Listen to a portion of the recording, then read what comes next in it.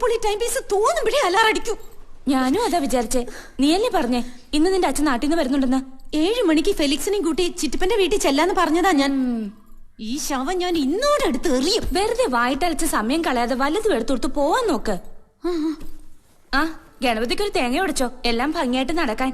കെട്ടണത് ക്രിസ്ത്യാനിയല്ലേ, അച്ഛന്റെ സമ്മതം കിട്ടാൻ വേണമെങ്കിൽ വേളാങ്കണ്ണിക്ക് ഒന്ന് നേർന്നോ.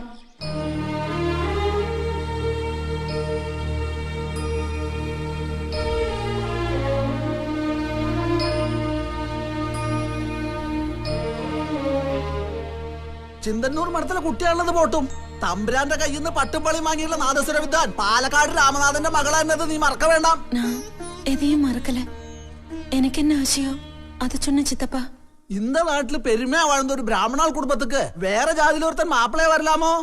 അണ്ണനക്ക് എന്നാ അഭിപ്രായമൊന്നുമില്ലയോ? വീണ, പെരുമയെ പറ്റി ചൊല്ലല്ലേ. തായ് വഴി പിരിഞ്ഞാലും 10-14 ബ്രാഹ്മണ കുടുംബങ്ങൾക്ക് തായ് വേരിപ്പോ നാന്താ. ഇതെല്ലാം മറന്നിട്ട് നീ വേറെ ജാതിക്കാരെ പയ്യനെ കല്യാണം പണിക്ക തീരുമാനിച്ചിട്ടാ കല്യാണമാക വേണ്ടിയ പൊണ്ണുകൾ കുടുംബത്തിലെ വേറെ എടുക്കാലിയ. അവളോടെല്ലാം കല്യാണം നടക്കാമ പോയിടും. அந்த அளவுக்கு சொல்ல வேண்டாம். படிப்பில் ரொம்ப மிடுக்கி நினைச்சுண்டு மட்ராஸ்க்கு விட்டு வந்தேன். இந்த அளவுக்கு காட்டுவேல் தெரிஞ்சா அப்போதே திருப்பி அனுப்பிச்சிருப்பேன். சொன்னதே சொல்லிட்டு இருந்தா என்ன பிரயோஜனம்? அண்ணனோட அபிப்பிராயம் என்னன்னு சொல்லலாமே. ലക്ഷക്കണക്കാன സ്വത്ത് இந்த பொண்ணு പേരിൽ വെച്ചിരിക്കോ ഇല്ലയോ അതൊന്നും കൊടുക്കാൻ പാട്ടേന്ന് சொல்லணும். இனியும் இவனையே தான் கல்யாணம் பண்ணிக்கணும்னு தீர்மானிச்சா உன்னை தலைமுழுகி இந்த குடும்பத்தை விட்டே வெளியே அனுப்பணுங்கிறதா இவங்க எல்லாரோட முடிவும். இந்த குடும்பத்தோட காரணவருங்கிற நிலையில நானும் அதே முடிவை எடுக்க வேண்டி வரும். இதெல்லாம் சொல்ல வேண்டிய அவசியம் இல்லை. இந்த குடும்பத்தில் இருக்கிற நிறைய பேர் பெரிய பொசிஷன்ல இருக்காங்க. அவங்க பேரும் அந்தஸ்தும் கெடுக்க காரணவருங்கிற நிலையில என்னால முடியாது. இனி உன்னோட முடிவை சொல்லலாம். ഒരു ചില്ലി കാശ് എനിക്ക് വേണ്ട. പിണ്ടം വെക്കോ ഭ്രഷ്ട് കൽപ്പിക്കോ എന്താച്ചാ ചെയ്തോളൂ. ഞാൻ പോവാ ഫെലിക്സിന്റെ കൂടെ.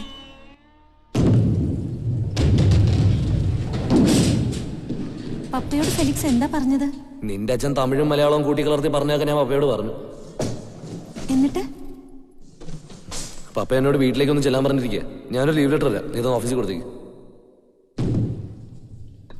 എപ്പോഴാ പോവാ? നാളത്തെ ഫ്ലൈറ്റിന് നീ വരുന്നു? അയ്യോ ഞാനില്ല, എനിക്ക് പ്ലെയിനിൽ കയറാൻ പേടിയാ. ഞാൻ ഇതുവരെ കയറിയിട്ടില്ല. പിന്നെ അപ്രന്റീഷിപ്പ് കഴിയാതെ ലീവ് എടുത്താ എന്റെ പണി പോവും. ആ അത് കളയണ്ട. എന്തായാലും ഇനി വീടില്ല. ആ കാലണ ഇടണല്ലേ, അതും കൂടി പോയാ ഇനി വഴിയാ തരാം. എന്ത് വേണേലും പൊയ്ക്കോട്ടെ, ഫെലിക്സില്ലേ എന്റെ കൂടെ, അത് മതി. എന്തൊക്കെ കിനാവ് കണ്ടതാ. കല്യാണം, പിന്നെ നിന്റെ അപ്പന്റെ കയ്യിൽ നിന്ന് കുറെ കാശ്, അതുകൊണ്ടൊരു വീട്. ഒറ്റ നിമിഷം കൊണ്ടെല്ലാം പൊളിഞ്ഞു കിട്ടിയില്ലേ. ആ ഇനി വരുന്നിടത്ത് വെച്ച് കാണാം. എന്താ പത്രത്തിൽ നിന്ന് വിശേഷം? എന്നുള്ളത് തന്നെ.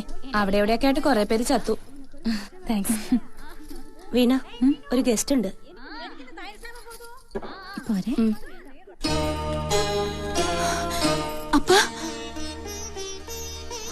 മോളെ, ആരും അറിയാതെ വന്നതാ ഞാൻ. മോളെ അപ്പ വേണ്ടെന്ന് വെച്ചതല്ല. എനിക്കാകെ ഉള്ളത് നീയാ. കുടുംബത്തിന്റെ നാഥനായിരിക്കുമ്പോ അവർക്കും ദ്രോഹം ചെയ്യാൻ വയ്യല്ലോ. എനിക്കറിയില്ല എന്റെ അപ്പാവെ, ഒന്ന് അനുഗ്രഹിച്ചാ മാത്രം മതി.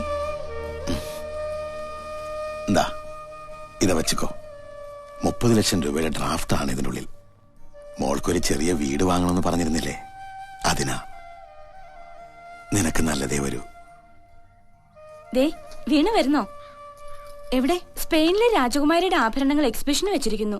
ഏഷ്യയിൽ ഇത് ഇവിടെ മാത്രമേ ഉള്ളൂ. ഭയങ്കര സെക്യൂരിറ്റിയാ. പിന്നെ സ്പെയിനിലെ രാജകുമാരിയുടെ ആഭരണങ്ങൾ കണ്ടിട്ട് നമുക്ക് എന്ത് കിട്ടാനാ ടീച്ചറെ? ഞാൻ എന്തായാലും പോണുണ്ട്. എനിക്കിതിലൊക്കെ ഇത്ര ഭ്രമമുണ്ട്. അതുപോട്ടെ, ആരാ വന്നത്?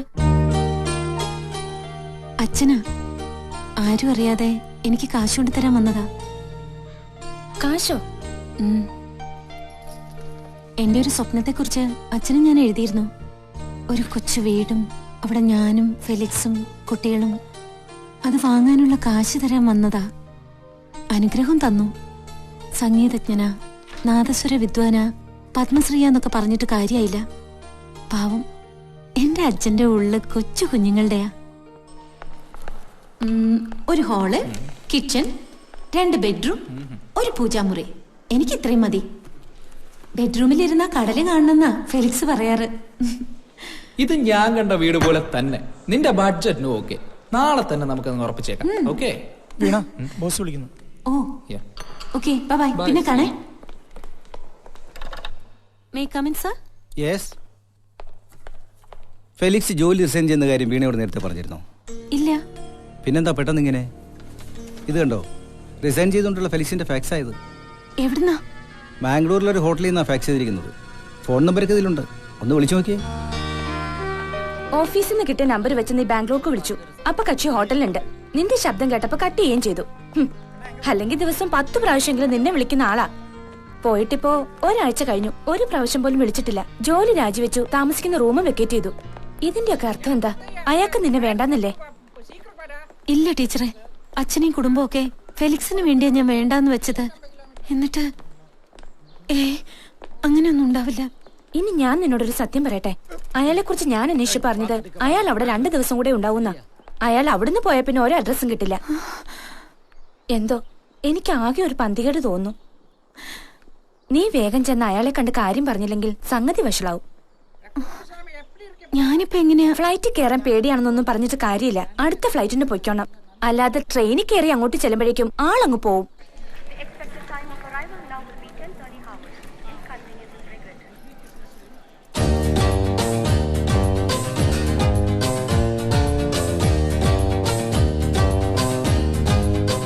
ഈശ്വര, ആരോടാ ഇനിയിപ്പോ ഒന്ന് ചോദിക്കുക? Excuse me. Go that side.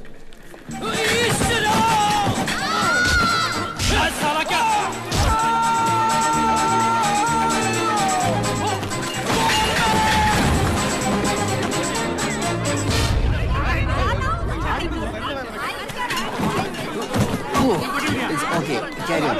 Take that. Okay, Amma. എന്റെ ബാഗ് എടുക്കട്ടെ. Hey, no problem. It's my pleasure. അത് ശരി, ഇവളുടെ ഉള്ള കുന്ത്രാട്ടം. You stupid, idiot, fool. പോടാ. അപ്പൊ കേരളത്തിൽ നിന്ന് കുറ്റം പറിച്ചിറങ്ങിയതാണല്ലേ? നടക്കുന്ന വഴി കൂടെ വണ്ടി ഉരുട്ടി കളിക്കുന്നത്. വായി നോക്കി കണ്ണു കണ്ടുകൂടാ തനിക്ക്? ഇത് പബ്ലിക് പ്ലേസാ. തറയെ നോക്കി നടക്കണം. പൊട്ടക്കണ്ണൻ. എന്താ വിളിച്ചേ? പൊട്ടക്കണ്ണൻ. ഒന്നും കൂടി വിളിക്കടി. പൊട്ടക്കണ്ണൻ. ഇനി വിളിക്കടി. പൊട്ടക്കണ്ണൻ. വിളിക്കൂടി, നീയൊക്കെ സാമ്പിളാടി. അയ്യോ, എന്റെ മെഷീൻ കൊണ്ടോണോ? പൊട്ടക്കണ്ണൻ, പൊട്ടക്കണ്ണൻ, പൊട്ടക്കണ്ണൻ. അങ്ങോട്ട് മാറണം, നിങ്ങൾ അങ്ങോട്ട് ഇങ്ങോട്ട് മാറാ.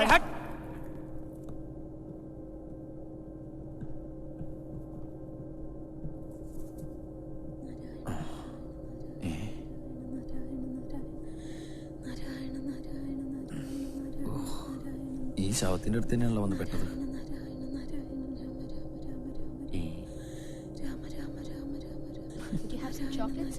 മുത്തശ്ശി കാശിക്ക് പോവാണോ? ആദ്യമായിട്ടാണ് തോന്നുന്നത് ഇതിലൊക്കെ വലിഞ്ഞേറി വരണത്. ചന്തക്ക് പോണ പോലെ ചട്ടിയും വട്ടയും കൊട്ടായിട്ട് ഇറങ്ങിയിരിക്കുക. ഇയാൾ എന്നോട് മിണ്ടണ്ട.